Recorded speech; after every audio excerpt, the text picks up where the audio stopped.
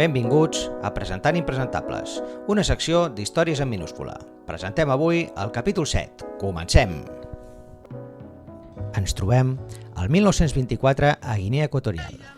Ha nascut el fill d'un famós bruixot del poble de la regió de Rio Muni. Aquest bruixot, que va sacrificar en un altar un dels seus propis fills en un ritual, va ser assassinat davant la mirada infantil del nostre protagonista a mans d'un administrador colonial. La mare, 10 dies després, va decidir suïcidar-se deixant tots els germans orfes. El petit Macier, el nostre protagonista, va ser cuidat per uns tiets que el varen portar a estudiar a Bata, canviant el seu nom africà Macier per un de més espanyol Macías. En aquell temps, en què la colonització de l'home blanc era molt marcada i que les actituds dels colonitzadors eren dèspotes, ja que els negres eren considerats inferiors, el nostre protagonista va adaptar-s'hi amb una actitud servilista però sense exageracions. El 1938 va començar a treballar per l'administració colonial espanyola. D'aquí va començar a ascendir, arribant a ser alcalde de la ciutat de Mongomo. Juntament amb altres integrants africans de l'administració colonial, el 1963 es va afiliar al Movimiento de Liberación Nacional de Guinea Equatorial. Va ser un dels integrants de la delegació que va viatjar al setembre de 1963 a Madrid per a la negociació de l'Estatut d'Autonomia de la Colònia.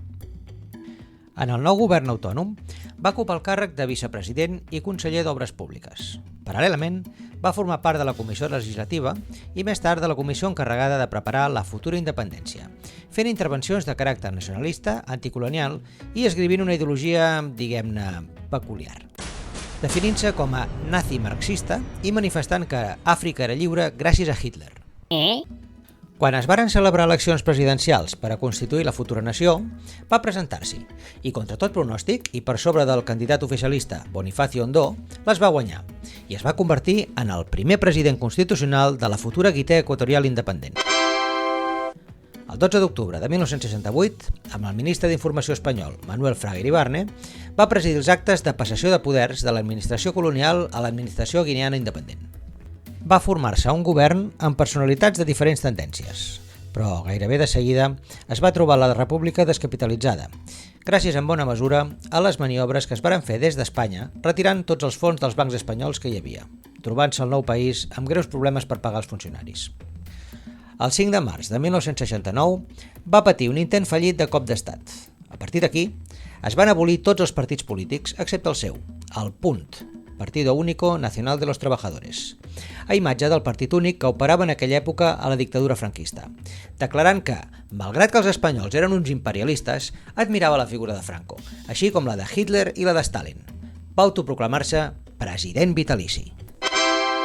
Va canviar el nom de la capital, Santa Isabel, per Malabo, i va reproduir comportaments dels antics colonitzadors. Es feia besar la mà. I per decret llei va instaurar la pena de mort per a qualsevol ofensa a la seva persona. Paral·lelament, van agafant responsabilitats en la seva dictadura.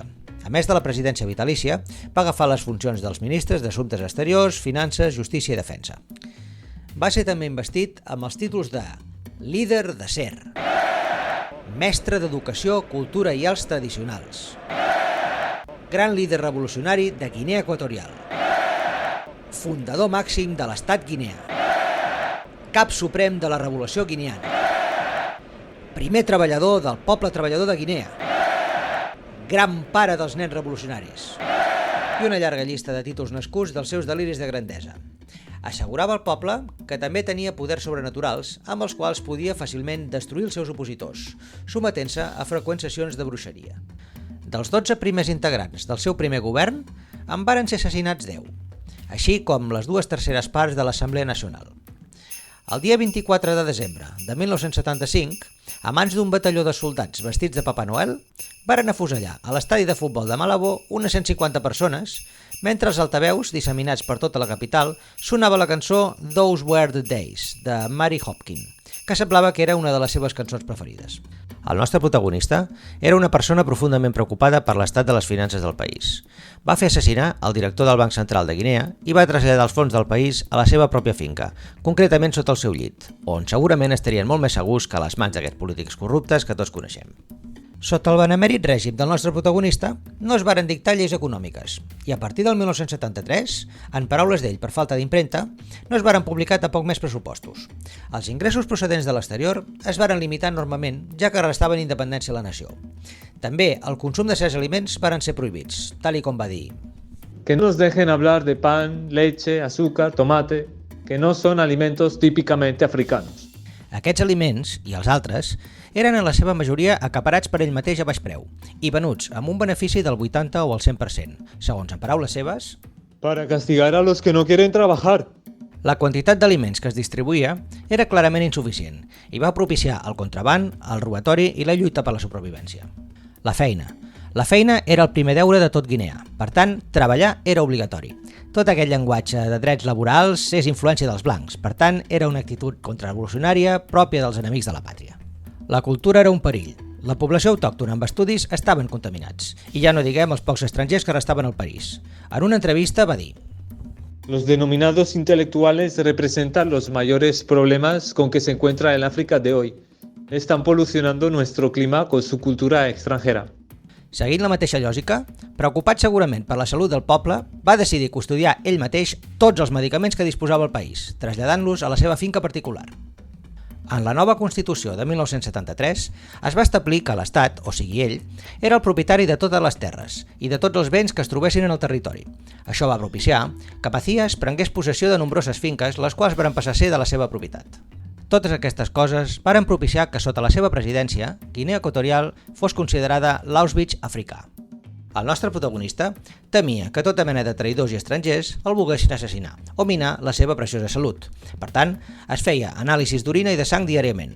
Quan havia de prendre un medicament, feia que fos obert en la seva presència. Quan hi havia el més mínim canvi de temperatura, corria a abrigar-se exageradament. Més d'una vegada, havia sancionat a col·laboradors seus per estornudar a prop seu. Al 1979, la paranoia del nostre protagonista era majúscula. El país estava ple de traïdors i de gent pagada pels imperialistes.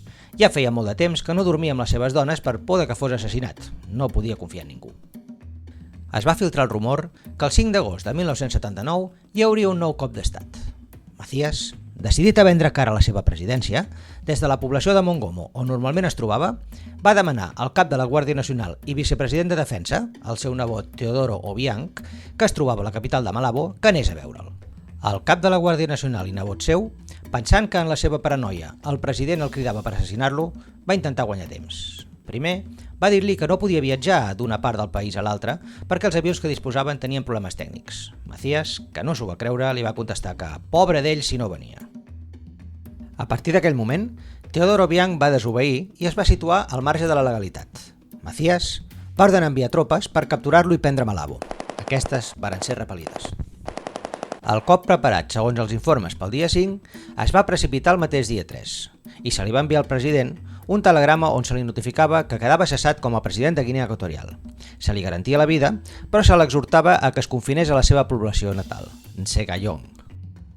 Macías, quan va rebre el telegrama, va agafar una crisi nerviosa. Furiós, va exclamar: Con la de azotes que yo le di a Teodoro. Va posar-se una armilla antibales i va començar a dir que Espanya tenia la culpa de tot.